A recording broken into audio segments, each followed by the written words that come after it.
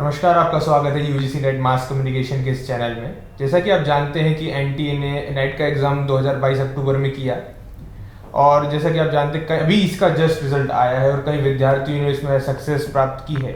ऐसे एक विद्यार्थी हमारे बीच में आज मौजूद है जिन्होंने मास कम्युनिकेशन में इस बार जीआरएफ को क्वालिफाई किया है। इससे पहले ये 2 बार नेट को भी क्वालिफाई कर चुके हैं। विवेक नेमा जी, आपका बहुत बहुत स्वागत है हमारे इस चैनल में। Thank you so much sir. सबसे पहले आपको मैं बधाई दूंगा कि आपने इस बार नेट का पेपर जीआरएफ के साथ क्वालिफाई किया है। 2 बार आप ऑलरेडी नेट क्वालिफाई कर चुके हैं। तो सबसे पहली चीज़ जो मैं अपने दर्शकों के सामने पूछना चाहूँगा कि इस बार आपने जो तैयारी करी है ओवरऑल आप देखेंगे तो समराइज आप कैसे करेंगे कि इस बार का पेपर आपको जो पहले पेपर आते थे उससे कैसे डिफरेंट लगा? सबसे पहले तो मैं ये बता दूं कि मैंने 4 बार जैसे अटेम्प्ट किया नेट। इस बार का जो पेपर था वो जैसे लोग बोलते थे कई बार कि आउट ऑफ सिलेबस जा रही हैं चीज़ें, बट इस बार के पेपर में वैसा नहीं था। इस बार के पेपर में सारी चीज़ें इनसाइड सिलेबस थी और एक भी क्वेश्चन मुझे नहीं लगता कि ऐसा होगा जो आपको लग रहा होगा कि बाहर का सिलेबस या बाहर से कहीं से पूछ रहे हैं, सिलेबस से नहीं है। तो इस बार का पैटर्न काफ़ी अच्छा था और क्वेश्चंस काफ़ी अच्छे थे। ये जो चेंज एक मैं देखता हूँ इस साल के पेपर में। अच्छा, तैयारी के रूप में अपन देखें तो काफ़ी जो अपने स्टूडेंट होते हैं, खासतौर पर अगर अपनी फील्ड की बात करें मास कम्युनिकेशन में, सबको यही डाउट रहता है कि हम तैयारी कैसे करें, क्योंकि पेपर 2 में जनरली हमें ज़्यादा सिलेबस के बारे में तो पता होता है पर उसकी इन डेप्थ नॉलेज नहीं पता होती कि कहाँ से तैयारी करें। कई बुक्स हैं अवेलेबल, मगर जो एक विद्यार्थी की बात करें वो कन्फ्यूजन में रहता है कहाँ से पढ़ूँ कहाँ से नहीं पढ़ूँ। तो मैं सबसे इंपॉर्टेंट चीज़ जो आपसे पूछना चाहता हूँ, जो कि विद्यार्थी के मन में भी प्रश्न रहते हैं कि कौन से ऐसी चीज़ें हैं अगर टू द पॉइंट बात की जाए जिससे वो तैयारी करे तो उनको पेपर 2 में खासतौर पर मास कम्युनिकेशन में मदद मिल सके आगे। पेपर 2 के लिए आप जैसे बोलते हैं कंटेंट मिलता नहीं है या मिलता है तो आपको पहले तो मैं बोलूँ कि फ़िल्टर करना चाहिए कंटेंट। जैसे कि हम मास कम्युनिकेशन में जो भी थ्योरीज पढ़ते हैं, सारी चीज़ें हैं, तो कौन सी थ्योरी आपको पढ़नी है, कौन सी थ्योरी आपको छोड़नी है, वो आपको पता होना चाहिए। अब इन चीज़ों को आप प्रीवियस ईयर से भी एनालाइज कर सकते हैं कि कैसे हुई ये चीज़, और ये भी चीज़ें आपको देखनी पड़ेंगी कि मैं जो कंटेंट पढ़ रहा हूँ एक्चुअल में वो किस रिसोर्सेज से आया है। सोर्स की बात करूँ तो जैसे इग्नू की वेबसाइट है, वहाँ भी हमारे कोर्सेज़ का बहुत सारा मटेरियल पड़ा हुआ है, या जो भी बहुत सारी यूनिवर्सिटीज़ हैं इंडिया की, वो अपना अपना मटेरियल बना के प्रोवाइड कर रही हैं। तो आपको वहाँ से ना चीज़ें पकड़नी पड़ेंगी कि मुझे क्या पढ़ना है, क्या छोड़ना है, और किन चीज़ों के ऊपर आप ज़्यादा भरोसा करोगे। मैं मानता हूँ कि गवर्नमेंट की जो वेबसाइट हैं, जो रिलायबल यूनिवर्सिटीज़ हैं जिन पे आप भरोसा कर सकते हो, आप वहाँ से पढ़ाई कीजिए। मेन चीज़ क्या है, जो चीज़ इंपॉर्टेंट होती है कि जैसे आपने बताया कि और भी सोर्सेज हैं, इग्नू है, ऑनलाइन सोर्स तो हमें पता ही है। कुछ बुक्स भी ऐसी हैं जो आप रिकमेंड करना चाहेंगे जो आपको मदद करा? आपने जैसा मुझे बताया कि आप 3 साल से इसकी प्रिपरेशन कर रहे हैं, उसमें आपने 2 बार नेट भी क्वालिफाई किया, आप जीआरएफ भी क्वालिफाई किया है, तो कुछ ना कुछ प्रिपरेशन में आपने ऐसा क्या किन फिजिकल बुक्स का इस्तेमाल किया जो जिनने आपकी मदद की?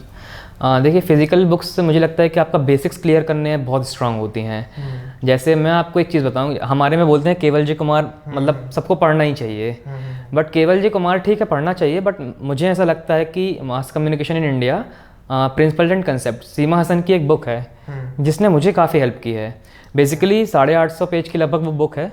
तो बेसिकली वो बुक आपको हेल्प करेगी कि ये फिगर आउट करने में कि आपको पढ़ना क्या है और किन किन चीज़ों से आपको टच करना है, क्या क्या टॉपिक्स आपको आगे मिलने वाले हैं। तो बेसिक से लेके एडवांस तक वो बुक जाती है। टेक्निकल भी उसका बहुत अच्छा है। टेक्निकल पार्ट बोलूँ तो कैमरा कितने टाइप्स के होते हैं या माइक कितने टाइप्स के होते हैं, प्रिंटिंग प्रोसेस कितने तरह की होती है, प्रिंटिंग टेक्नोलॉजी कैसे काम करती है।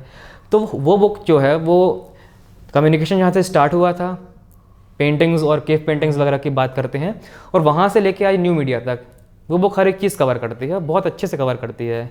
तो मुझे लगता है कि बच्चों को या जो भी एस्पिरेंट्स हमारे, उनको वो बुक पहले कवर करनी चाहिए ताकि वहाँ से एक बेस तैयार हो जाएगा आपका, उसके बाद आप आगे प्रोसीड करेंगे। ये आपने काफ़ी अच्छी चीज़ बताई, क्योंकि बुक्स एक इंपॉर्टेंट चीज़ रहती है, एस्पेक्ट है। कई लोग क्या ऑनलाइन प्रेफर नहीं करते, उनको क्या फिजिकल मोड में पढ़ना काफ़ी पसंद होता है। तो उसमें जो आपने बुक रिकमेंड करी है वो काफ़ी मदद करेगी। एक्चुअली क्या है, बुक स्ट्रक्चर्ड होती है कि आप एक चैप्टर पढ़ा, आपने दूसरा चैप्टर पढ़ा। ऑनलाइन में आपको चीज़ें सर्च करनी पड़ेंगी तो आप कंफ्यूज हो जाओगे कि ये पढ़ूँ, पहले क्या पढ़ना चाहिए, एडवांस लेवल पे क्या पढ़ना चाहिए। तो बुक एक कंपाइल्ड फॉर्मेट में है, तो सारी चीज़ें आपको वहाँ से एक पैटर्न पता चलता है कि मुझे क्या क्या पढ़ना है। अच्छा, तीसरी चीज़ जो मैं आपसे जानना चाह रहा था अभी कि जैसे आपने 2 बार नेट निकाला हुआ है, तो उसमें आपने क्या डिफरेंट किया, और जो अब जीआरएफ आपका हुआ काफ़ी, आपने बताया स्कोर्स में भी काफ़ी डिफरेंस रहा। हाँ, मेरे स्कोर में काफ़ी फ़र्क रहा है। जो पहली चीज़ मैं बताऊंगा कि मैंने पेपर 1 पे काफ़ी ध्यान दिया, क्योंकि लास्ट टाइम का जो मेरा पेपर 1 का स्कोर है वो थोड़ा बिगड़ गया था, तो उस चीज़ पे मैंने काफ़ी फोकस किया। स्कोरिंग की अगर मैं बात करूँ पेपर 1 में, तो 3 पैसेज होते हैं पेपर 1 और पेपर 2 मिला के। पैसेज काफ़ी स्कोरिंग होता है अगर आप प्रैक्टिस करते हैं। दूसरी चीज़ है डेटा इंटरप्रिटेशन, ये चीज़ें प्रैक्टिस से आ जाती हैं। एवरेज पूछते हैं, परसेंटेज पूछते हैं, बेसिक मैथ्स है। और मेरी थोड़ी मैथ्स वीक है, मैं आपको बताऊं। और अगर मैं मैथ्स पढ़ सकता हूं, वहाँ से कवर कर सकता हूं, तो कोई भी कर सकता है।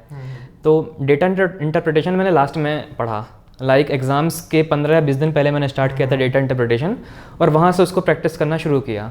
इससे हुआ ये कि वो चीज़ें मेरे दिमाग में सेट हो गई थी, एकदम फ्रेश पढ़ा था, वो चीज़ें मुझे याद थी कि डेटा इंटरप्रिटेशन कैसे सॉल्व किया जाता है। कैलकुलेशंस की प्रैक्टिस मेरी अच्छी हो गई थी। तो इस बार मेरे डेटा इंटरप्रिटेशन के सारे क्वेश्चन सही हुए। पैसेज में प्रैक्टिस करके गया था, तो पैसेज के भी नंबर आप मुझे अच्छे से मिल गए। 3 पैसेज और डेटा इंटरप्रिटेशन, मतलब आप समझ रहे हैं 20 क्वेश्चन हैं। 20 क्वेश्चन में से 15 तो सही करके आएंगे, तो ये काफ़ी स्कोरिंग होता है। पेपर 1 के लिए बाकी मैं बात करूँ तो यूट्यूब पे बहुत कंटेंट अवेलेबल है, बट उस कंटेंट को भी आप समझिए कि क्या किसको पढ़ना है, क्या नहीं पढ़ना है। क्योंकि लोग क्या करते हैं, गलत चीज़ें पढ़ते जाएंगे या एक स्ट्रेटेजी के साथ नहीं पढ़ते हैं, फिर बोलेंगे कि नेट क्लियर नहीं हो रहा है। ये चीज़ें सामने आती हैं। मेन चीज़ यहाँ पर देखी जाती है, पढ़ तो सब लोग लेते हैं, हाँ। मगर एक रिवीजन का जो प्रोसेस होता है कि हम फॉलो अप कैसे रखें चीज़ों पे। जैसे हमने पढ़ लिया, ऑनलाइन ही पढ़ लिया, तो आप रिवीजन का एक तरीका बताएं हमारे खास तौर पे मास कम्युनिकेशन के स्टूडेंट्स को, कि जैसे आपको पता है बहुत ज़्यादा इन डेप्थ अपने पता है कि कितनी सारी चीज़ें आती हैं मास कम्युनिकेशन में, काफ़ी वाइड रेंज है। हाँ। तो उसको कैसे वो लोग पढ़ने के बाद रिवाइज भी कर सकें, फॉलो अप कैसे रखें उस पर प्रॉपरली, ताकि वो चीज़ें जो मिस ना हो उनसे, बाकी की कई चीज़ें होती भूल जाते हैं। हाँ, मुझे लगता है कि नोट्स सबसे बेहतर चीज़ है। क्योंकि मैंने जो पढ़ाई की है, मेरा जो पर्सनल अप्रोच रहा है इस बीच में, कि मैंने एक, जैसे मान लीजिए PDF पढ़ रहा हूँ मैं, वहाँ से मैंने नोट्स बनाए, दूसरी PDF पढ़ रहा हूँ, वहाँ से नोट्स बनाए, और एक एक टॉपिक के लिए मैंने अलग अलग PDFs पढ़ी हैं। मान लीजिए मैं एडवर्टाइजिंग पढ़ रहा हूँ, तो मैंने एडवर्टाइजिंग को ही 4 PDF से पढ़ा। वहाँ से ये होता है कि कभी होता है कि नई इन्फॉर्मेशन हमारे पास ऐड हो जाती है मेरे नोट्स में, और कभी ये होता है कि मेरा रिवीजन हो जाता है। या तो नई इन्फॉर्मेशन ऐड होगी या तो रिवीजन हो जाएगा। तो वो एक तरीका है कि आप एक चीज़ को 4 बार पढ़ेंगे, अलग अलग रिसोर्सेज से पढ़ेंगे, है ना, तो वहाँ से आप नोट्स तैयार करेंगे अपने, और आपका रिवीजन भी साथ में होता जाएगा। अच्छा, तो जैसे पेपर 2 में रिसोर्सेज की बात करते हैं, हाँ। कुछ अगर आप वेबसाइट्स या कुछ लिंक्स आप बताना चाहें हमारे जो भी दर्शक हैं, जो भी हमारे स्टूडेंट्स की बात करें उनको, हाँ, ताकि उनको भी आगे आगे मदद कर सके। और खासतौर पे एक जो इम्पोर्टेंट चीज़ है कि जो अभी न्यू कमर है, मतलब जो नए लोग हैं, जो नए स्टूडेंट्स पहली बार अटेम्प्ट कर रहे हैं, और जो मान लेते हैं 3 से 4 बार अटेम्प्ट कर चुके हैं, तो उन दोनों के लिए आप क्या सजेशन देंगे, किस तरह से वो अब अप्रोच करें आगे? जो पहले तो ये बता दूं कि जो 3 से 4 बार मतलब नेट दे चुके हैं, या कई पिछले 2-3 साल से तैयारी कर रहे हैं, उनके लिए मेरा एक सजेशन है कि आप देखिए, पेपर का पैटर्न आप समझ चुके हैं कि पेपर किस पैटर्न में साथ बदल रहा है। 18 में, 19 में, या 20, 21, 22 में क्या पैटर्न रहा है, वो लगातार देख रहे हैं। तो ऑब्वियसली वो समझ डेवलप हो गई होगी अब तक कि मुझे पेपर को अप्रोच कैसे करना है। और एक चीज़ है कंसिस्टेंसी, जो लोग मेंटेन नहीं करते हैं। मैंने 2.5 से 3 साल दिया, इस पर कंसिस्टेंटली दिया, लेकिन फोकस हो गए कि मेरे लाइफ में सिर्फ एक ही मकसद है कि JRF क्वालिफाई करना है। तो आपको कंसिस्टेंट भी होना पड़ेगा। जो लोग 3 से 4 बार एग्जाम दे चुके हैं, तो उनको कंसिस्टेंसी की ज़रूरत है अब, क्योंकि अप्रोच तो वो उनको क्लियर हो गया। ऑब्वियसली आपने 3-4 साल में इतना तो डेवलप कर लिया होगा कि क्या पढ़ना है, क्या नहीं पढ़ना है। आपको शेड्यूल पता है कि कैसे पढ़ना है, बस अप्रोच लगाने की बात है। तो कंसिस्टेंट होकर पढ़ेंगे तो ठीक है। और जो लोग अभी फर्स्ट टाइम अटेम्प्ट कर रहे हैं, बिल्कुल फ्रेश हैं, फ्रेश एस्पिरेंट्स हैं, उनके लिए मैं पढ़ने का अप्रोच ये कह सकता हूँ कि पहले तो आप ये समझिए कि जो चीज़ें ईजी लग रही हैं आपको, पहले उनको कवर कीजिए, क्योंकि वहाँ से ना आपका फोकस डेवलप होगा, वहाँ से आपका एक रिदम डेवलप होगा कि आपको पढ़ना कैसे है। आपकी पढ़ाई में जो बोलते हैं ना, हैबिट नहीं हो रही है, 7-8 घंटे पढ़ने की या 10 घंटे पढ़ने की आदत नहीं आ रही है, लोग बोर हो जाते हैं। तो जो चीज़ें आपको इजी लगती हैं, वहाँ से पहले अपना रूटीन बनाइए, उसके बाद हम टफ चीज़ों पे जाते हैं। और कुछ अगर लिंक्स आप बताना चाहिए, जैसे आपको कुछ याद हो? हाँ, एक्चुअली कुछ लिंक्स जो हम ड्राइव पे शेयर कर देंगे, पिन डाउन कर देंगे कुछ लिंक्स, जो भी मटेरियल्स हैं, अपन उसको डिस्क्रिप्शन में आपको लिंक भी दूंगा, तो आप जाके उसको फॉलो भी कर सकते हैं रेगुलरली। अच्छा, एक जनरली कितना घंटा आप देते थे इसके लिए? हाँ, अभी तो फिर मैं फ़िलहाल मैं जॉब कर रहा हूँ। जॉब से पहले मैं 7 से 8 घंटे देता था, और जॉब से आने के बाद जब से मैं जॉब कर रहा हूँ, तब से मैं 3 से 4 घंटा दे पा रहा था सिर्फ रेगुलरली। हाँ, रेगुलरली। और डिवाइडेशन कैसे करना चाहिए? पेपर 1 पेपर 2 है, तो पर डे कैसे उसको डिवाइड करें कि दोनों चीज़ें कवर होती रहें, साथ में अपन फिर रिवाइज भी कर सके? अच्छा, ये डिवाइड करने के लिए लोग क्या करते हैं कि 1 घंटा मैंने पेपर 1 पढ़ लिया, उसके बाद 2 घंटा मैं पेपर 2 पढ़ लूँगा। बट मेरा डिवाइड करने का फॉर्मूला थोड़ा अलग है। अच्छा। मैं क्या करता हूँ कि पेपर एक पढ़ रहा हूँ, जैसे पेपर 1 पढ़ रहा हूँ एक पैटर्न को फॉलो करते हुए, अगर मुझे लग रहा है मैं बोर हो गया हूँ तो मैं पेपर 2 स्विच कर लूँगा। अच्छा। तो एक्चुअली हमारे माइंड को ना फ्रेशनेस चाहिए होती है, तो पेपर 1 पढ़ रहा हूँ फिर पेपर 2 पे स्विच कर लिया, पेपर 2 में भी सब्जेक्ट स्विच कर लिया मैंने, कोई टॉपिक स्विच कर लिया, यूनिट 1 पढ़ रहा हूँ तो यूनिट 2 पढ़ूंगा, यूनिट 2 पढ़ रहा हूँ तो 3 पढ़ूंगा, MCQ कर रहा हूँ तो थ्योरी कर लूँगा, थ्योरी कर रहा हूँ तो वीडियोज़ देख लूँगा। पर समझ रहे हैं, तो एक हमेशा जब आप अपडेट करते हैं, खुद को चेंज करते हैं तो आप बोर नहीं होते। तो पढ़ने का ये पर्सपेक्टिव या ये अप्रोच मुझे लगता है कि काफ़ी अच्छा है, और इस तरह से आप डिवाइड करने की ऐसा अलग से ज़रूरत नहीं है कि आप 2 घंटे पढ़ेंगे या 3 घंटे ये पढ़ेंगे। आप डिवाइड करिए अपने समय के हिसाब से, या जो आपका शेड्यूल है उसके हिसाब से डिवाइड करिए। तो मिनिमम आपको क्या लगता है कि कितना समय पर्याप्त है कि जैसे अपन GRF क्वालिफाई कर सकते हैं? जैसे कई लोगों को 3 महीने भी लगते हैं, कई को 6 महीने लगते हैं, और कितना घंटे वो अगर पर डे दे और इतने समय तक दे, मान लेते 6 महीने उसके पास हैं, तो कितना घंटे देगा तो उसका GRF हो सकता है, और विद प्रिपरेशन और रिविजन? अगर आप पूरा डेडिकेटेड होकर GRF के लिए एक तैयारी कर रहे हैं तो ऑब्वियसली आप 7 से 8 घंटे में कर सकते हैं वो चीज़ों को कवर। बहुत कोई एडवांस लेवल है तो वो 5 घंटे में भी या 4 घंटे में भी कर लेगा, बट आपको 7 से 8 घंटा मिनिमम आपको देना पड़ेगा GRF के लिए।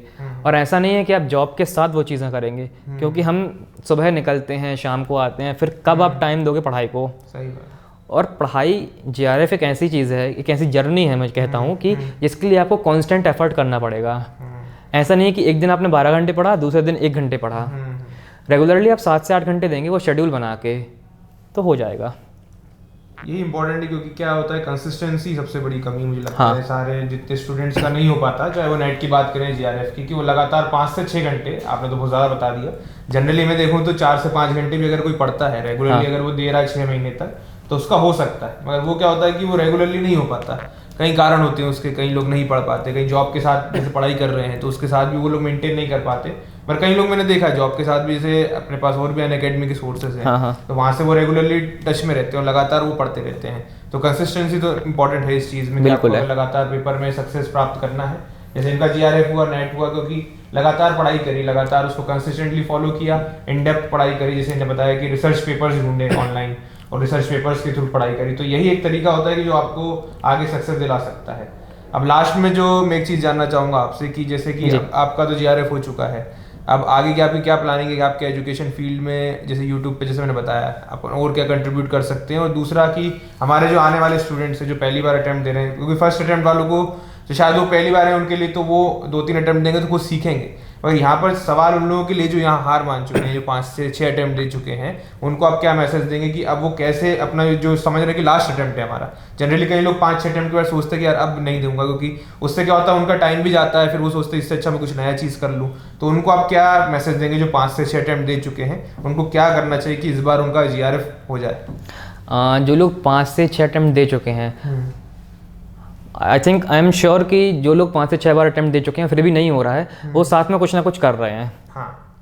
वो या तो जॉब कर रहे हैं या तो किसी और अन्य तरह की एक्टिविटीज़ में इन्वॉल्व हैं, इसलिए नहीं हो रहा है। क्योंकि अगर आप 5 से 6 बार में पढ़ रहे हो और वो रिवीजन होता है 5 से 6 बार, आपने 1 बार दिया, 2 बार दिया, 3 बार दिया, ऑब्वियसली आप चीज़ों को रिवाइज कर रहे हो। हर बार अगर आप प्रिपेयर कर रहे हो तो चीज़ों को रिवाइज कर रहे हो। अब ये नंबर्स काउंट करना तो मुझे लगता है गलत है कि अगर आप जॉब कर रहे हो उसके साथ सीधा उठ के चले जाते हो एग्ज़ाम देने के लिए बिना पढ़े, या बहुत छोटी सी पढ़ाई करके एग्ज़ाम से 15 दिन पहले पढ़ लिया, 20 दिन पहले पढ़ लिया, सिर्फ उतना ही, और आप फिर बोलोगे कि मैंने 6 बार दिया है, मैंने 5 बार दिया, फिर भी नहीं हो रहा है। तो focus is the prime factor, consistency is the prime factor, कि आपको अगर करना है, वाकई करना है। और बहुत सारे लोग इसलिए करते हैं कि फील्ड में काम पसंद नहीं आ रहा होता है, तो किसी चीज़ को इस वजह से आप छोड़ रहे हो पसंद नहीं है और इसमें आ रहे हो, तो वो सही नहीं है। क्योंकि मेरा मोटिव था कि हाँ मुझे असिस्टेंट प्रोफेसर बनना है या रिसर्च करनी है, इसलिए मैं GRF किया। तो ऑब्वियसली जिन लोगों को इंटरेस्ट होगा, जो लोग बोलते हैं ना कि मेरा सपना था ये करना, उस लेवल की पढ़ाई करनी पड़ेगी और उस लेवल को वो मेंटेन करना पड़ेगा ना। चीज़ें एफर्ट मांगती हैं। अगर आप 5 से 6 घंटे रेगुलर देते हैं डेडिकेशन के साथ, तो ऑब्वियसली आपके लिए नंबर्स मैटर नहीं करते कि मैंने 6 बार दिया, 3 बार दिया। मेरा जब पहली बार नेट क्वालिफाई हुआ था, मैं बताऊं आपको, वो सेकंड अटेम्प्ट में हो गया था। क्योंकि मैं डेडिकेटेडली उस चीज़ के लिए काम कर रहा था। मेरे पास कोई और ऑप्शन नहीं था कि मैं जॉब करूं या कोई और कॉलेज जा रहा हूं, कुछ कर रहा हूं, एक्स्ट्रा स्टडीज़ कर रहा हूं किसी चीज़ के लिए। मेरा सेकंड बार में ही नेट क्लियर हो गया था, थर्ड बार में नेट क्लियर हुआ और फोर्थ बार में GRF हो गया। क्योंकि रेगुलर मैंने उस चीज़ को टाइम दिया, मेरा माइंड कहीं और डाइवर्ट नहीं हो रहा था। तो नंबर्स मुझे लगता है मैटर नहीं करते कि 5 से 6 बार कर रहे हैं आप, मतलब आपकी प्रिपरेशन मैटर करती है। मैटर यही करता है कि आपको लगातार जो भी रिसोर्सेज हैं उसका इस्तेमाल करना है, नोट्स प्रॉपर्ली बनाने हैं, और रेगुलरली आप पढ़ते रहते हैं तो आपको क्या आइडिया भी लगता है आगे के प्रीवियस ईयर पेपर्स भी आपने सॉल्व किए होंगे आगे, तो वो भी आपको मदद करते हैं जनरली। अभी RS गुप्ता की एक बुक आती है, उसमें से भी आप कर सकते हैं, प्रीवियस ईयर क्वेश्चन सारे पढ़े हैं उसमें 2012 से लेके 2022 तक के, तो वो भी एक चीज़ें हैं। तो बाकी यूट्यूब का जैसे मैंने आपको बताया, कुछ आप जैसे आगे और पढ़ाने की उसमें क्या देखते हैं अपनी स्कोप में या और जैसे आपको लग रहा है कि अनअकैडमी भी एक प्लेटफॉर्म है, वहाँ भी काफ़ी लोग जाते हैं एक्स्ट्रा पढ़ाने के लिए, क्योंकि अपने जो चैनल है मास कम्युनिकेशन की बात करूँ, एक ऐसा स्ट्रीम है जहाँ पे क्या है कि जो टीचर्स है उसकी काफ़ी कमी है, और खासतौर में है टीचर्स, मगर अभी देखें तो कॉन्सेप्चुअल की बात करें और जो टू द पॉइंट जो बच्चे के दिमाग में सीधे असर करे, वैसे टीचर्स कम है। तो आपके पास एक स्कोप भी है कि उन विद्यार्थियों तक डायरेक्ट पहुंचना, तो और भी प्लेटफॉर्म्स है। तो आपको क्या लगता है आगे आपका वो स्कोप आप ऐसा देखते हैं कि टाइम निकाल? इस बारे में सोच रहा हूँ, क्योंकि बहुत सारे लोग अप्रोच कर रहे हैं, जब से मैं JRF का रिजल्ट आया है उसके बाद से बहुत सारे लोग अप्रोच कर रहे हैं मुझे कि आप ऑनलाइन आइए, ऑनलाइन पढ़ाइए हमें, क्योंकि ताकि उनको भी हेल्प मिल सके आगे जाके कि JRF क्वालिफाई कैसे करना है या क्या स्टडीज़ हैं। अच्छा, एक इंटरेस्टिंग बात यहाँ ये है कि आपसे मिलने से पहले भी मैंने आपका चैनल देखा था।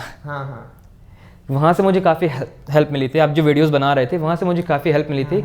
और मैं ऑडियंस से भी कहूँगा एक बार चैनल विजिट कीजिए आप, जो भी थ्योरीज़ हैं, प्रिंसिपल्स हैं, फैक्ट्स हैं, सारी चीज़ें आपने बनाई हैं वो काफ़ी हेल्पफुल हैं।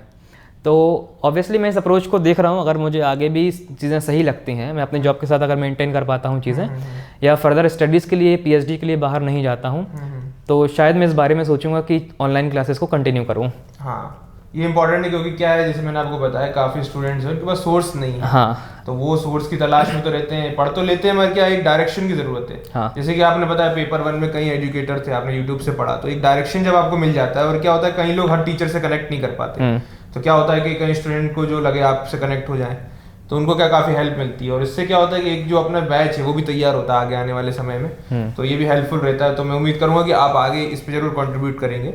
बाकी एक बार फिर से मैं आपको धन्यवाद दूंगा कि जिस प्रकार आपने अपनी लगन से एक बार फिर से नेट 2 बार क्लियर किया, एक बार JRF किया है, तो इससे यही साबित होता है कि अगर आप लगन से काम करते हैं, कंसिस्टेंटली आप उस पर अगर मेहनत करते हैं तो आप कुछ भी अचीव कर सकते हैं, और इन्हें करके भी दिखाया है। तो यही मैं सबको यहाँ पे जितने स्टूडेंट्स हैं उनको ये कहना चाहूँगा कि आप भी अपनी कंसिस्टेंटली मेहनत करते हैं, क्योंकि अभी समय काफ़ी है, अभी नवंबर चल रहा है, दिसंबर आएगा, उसके बाद पेपर जनरली मई जून के आसपास ही होगा। तो अपनी प्रिपरेशन अगर आप आज से ही शुरू करते हैं और अगर 4 से 5 घंटे रेगुलर पढ़ते हैं तो आप इसमें ज़रूर आराम से नेट और JRF क्वालिफाई कर सकेंगे। बिल्कुल। और जो भी रिसोर्सेज होंगे मैं यहाँ सर के साथ बैठ के एक बार हम लोग देख लेंगे कि क्या चीज़ें हैं, क्या रिसोर्सेज हैं, PDFs हैं जो हमें पिन डाउन करनी है, तो वो ऑब्वियसली आपके लिए अवेलेबल हो जाएंगी, और आप चाहे तो पर्सनली मुझे भी कांटेक्ट कर सकते हैं, जो भी चीज़ें हैं तो मैं आपको हेल्प कर दूँगा। तो एक बार फिर से आपका इस वीडियो को देखने का बहुत बहुत धन्यवाद। उम्मीद करेंगे कि आपको काफ़ी कुछ सीखने को मिला होगा इस वीडियो से, और ज़रूर हमें सब्सक्राइब कीजिए, क्योंकि और भी मैं अब कोशिश करूंगा कि वीडियोस में लेके आएँ, भले शॉर्ट वीडियोस हो या लॉन्ग वीडियोस हो, कुछ ना कुछ एक ऐसी चीज़ें जो ऐड कर सकें आपके अंदर की वैल्यू ऐड कर सकें in terms of mass communication, तो मैं ज़रूर उसमें काम करता रहूँगा। और जो भी आपके क्वेश्चंस हैं आप प्लीज़ कमेंट सेक्शन में बता दीजिएगा, तो हम लोग रिप्लाई कर देंगे उस चीज़ का। अगर आपकी कोई क्वेरीज हैं, कोई क्वेश्चंस हैं किसी भी चीज़ को लेके, एग्जाम को लेके या स्टडी पैटर्न को लेके, किसी भी चीज़ को लेके, तो आप कमेंट सेक्शन में बता सकते हैं, हम उनको रिप्लाई करेंगे। Thank you so much.